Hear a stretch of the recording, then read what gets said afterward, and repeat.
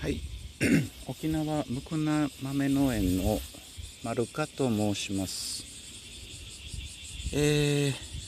本日は、7月の10日、梅雨が明けてですね、沖縄ではもう10日間ぐらい、1週間ぐらい雨が一滴も降っておりません。今のむくな豆の状況ですが、このように、梅雨の雨もしっかり降りまして、だいぶ成長してきております。奥の方はそのパイプにどんどん登ってきておりまして、で下の方は草の中にですね、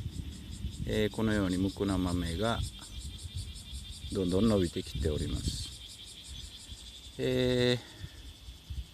これから沖縄は雨の降らない時期が1ヶ月続いたりしてますが、このようにですね、草がありますと、そういった間伐でも間伐のこの乾きですね、それを若干、防いでくれると。あと夜露というか朝方ですね、草に露がつきますので、その水分も、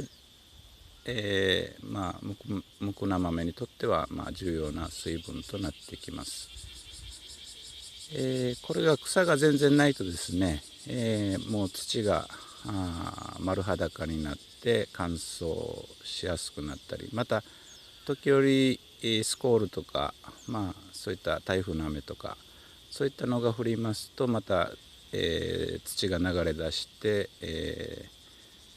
そういった極端な状況になりますので、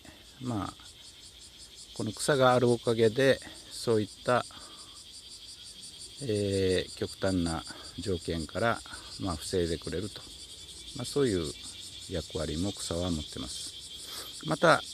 こういうふうに光合成もしてくれますのでね、有機物も増えますし、で台風の時にはこの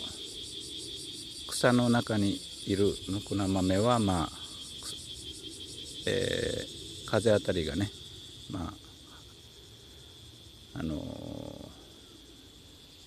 ちょっと弱まりますので、生き残る確率も多くなってきます。このままですね、8月9月10月11月どんどん成長してですね、11月には花がついてくると思います。では今日は以上です。